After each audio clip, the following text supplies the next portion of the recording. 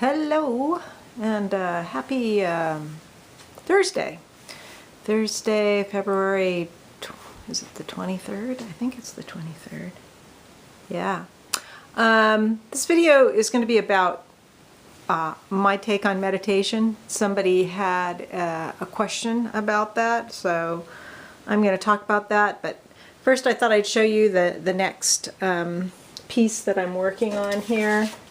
I still have to cut out these guys, but it's going to be, I think I go this direction, right? It's going to be a panorama here of these fellows. And I cut out the top ones already, but these are going to be the bottom ones I cut out.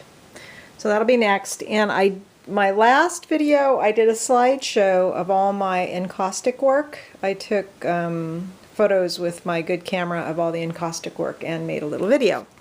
But right now I'm going to take you upstairs and put you on the tripod and talk briefly, I guess, about meditation. So first I wanted to show you the lovely day that it is. Oh my God, it is so beautiful outside. Unseasonably warm again, but just really nice. I took Avery for a long walk down to the river, and now I'm back, and I had my lunch out on the patio, and she's outside now sitting in the sun. I think I'm in the frame. It feels a little bit high. There, maybe that's better. So meditation. So I've been doing meditation for probably, I don't know, 35, 40 years, I guess. However, I have had periods of time where I haven't meditated much. I've had periods of time where I meditated more, and I went to long meditations and group meditations. I belonged to an organization that had regular meditations, and like at Christmas time we would have like a all-day meditation and stuff like that. But now well, here's the deal, and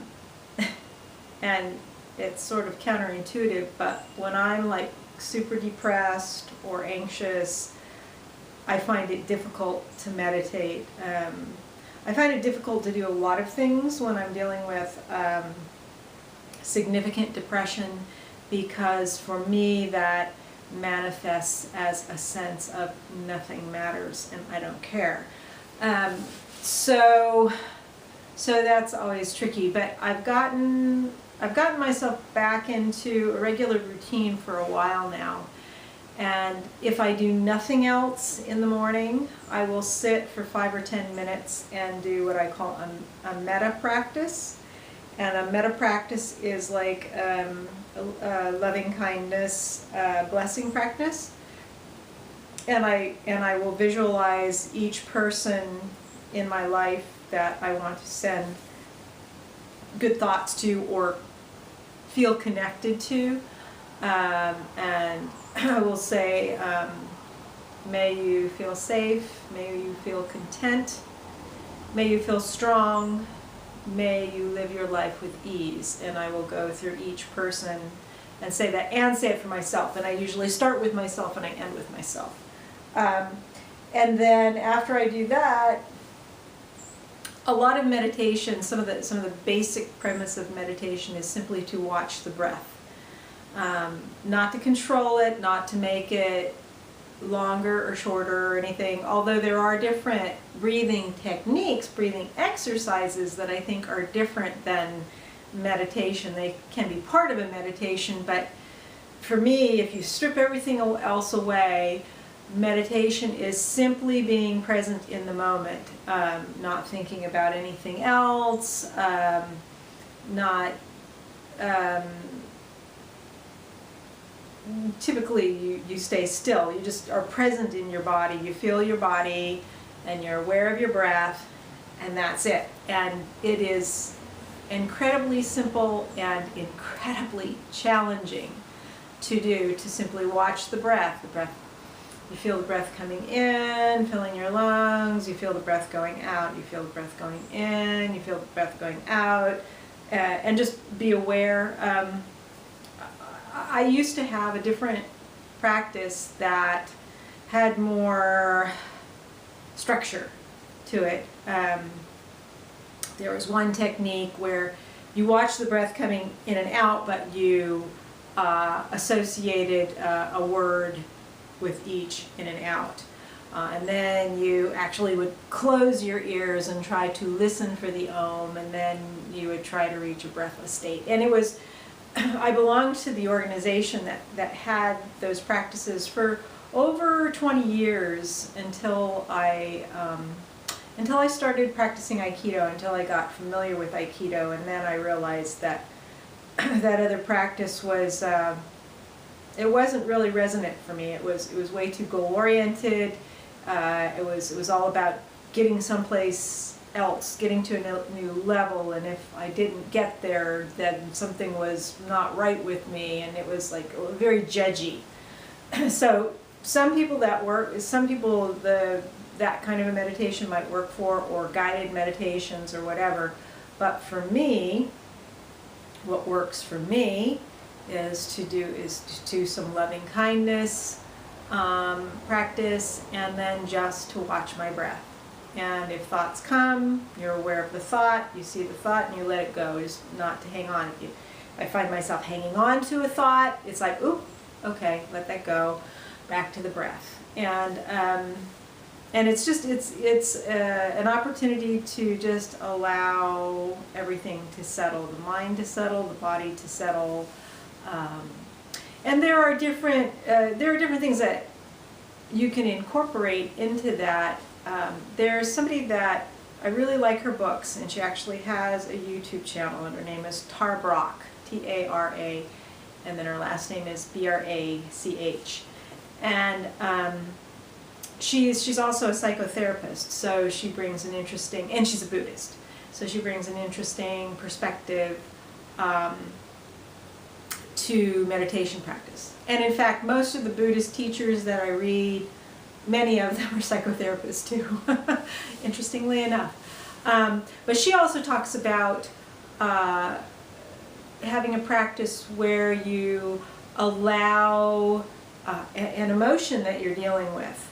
You compassionately allow that emotion to express itself, and it is a way to develop more compassion for the self and not be so judgy. Because once you get, I'll speak for myself, once I start judging myself, then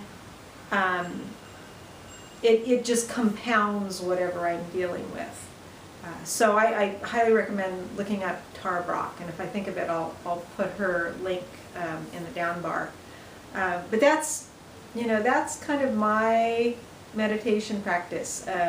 I no longer meditate for any goal. I meditate as an opportunity to give myself some rest, just to allow to be present, because it's my belief that that will only improve my life in general. Because I tend to be kind of high-strung and have a lot of nervous energy.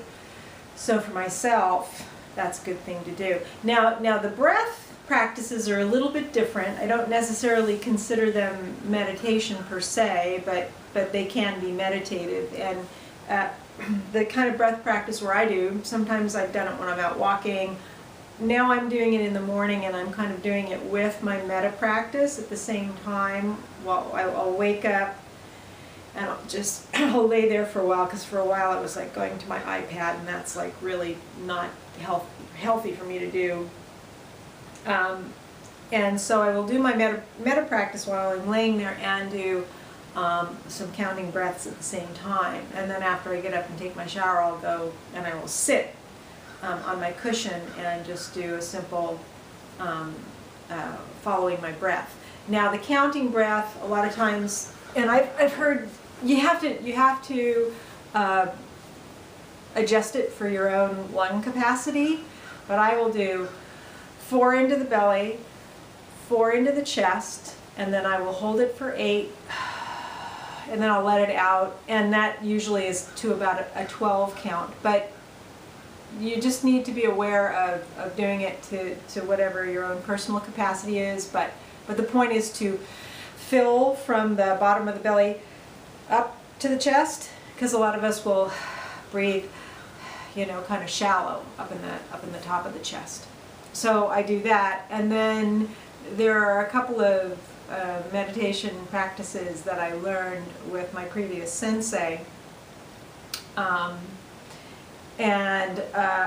for Aikido, and one was to visualize either a flame or a light in the hara, which is, they say, is like 2 inches below the navel and 2 inches in the center of your body. It's where all movement arises from. And so on every in-breath you would imagine the flame or the light growing brighter, and on every out-breath you'd expand the light. So first it would just be in the center of the belly, and then maybe it would encompass the whole body, and then it would go out to the whole room, and then it would go out to my yard, and then it would go out to my neighborhood, and then out to my state, and then out to my country, and then out to the world, and then out to the universe. And so every time I don't know why I say you, every time I would breathe in, I would imagine the light growing brighter, and every time I breathed out, it would just expand, and then at the end I would take it back in. So that is a way of extending and expanding the energy and then bringing it back in. So that, and then we had another practice called Misogi, which was a breath technique where Misogi is purification, and sometimes it's done like under waterfalls, but our Misogi was specifically referring to a breath technique where you would, we would breathe in and see the breath coming up through the top of our head and filling up from the belly all the way up to the head, and then when we let it out, we would do a when we would let it out all the way down, all the way up, you know, take it out, and then at the very end we would lean forward, and we're usually doing this sitting seiza. We would lean forward and just do get the very last breath out. So that is just like oxygenating the blood, purifying the blood, and I think my sensei used to say it was a good thing to do if you were getting a cold or something like that. But I don't do that too often. Some of those breath techniques, I find myself tensing up for whatever reason because of my own psychology, and I will get my throat will feel really tight. So I tend not to do those that particular type of breathing technique. As a matter of fact, the organization that I belonged to for 20 years, they called that technique, oh gosh, what was it called? Now I can only think of Misogi. Kriya. It was called Kriya. And it was interesting because you took lessons, and you should never ever tell anybody what this is, that only a minister, and this is one of the reasons why I left the organization, only a minister can tell you how to do it.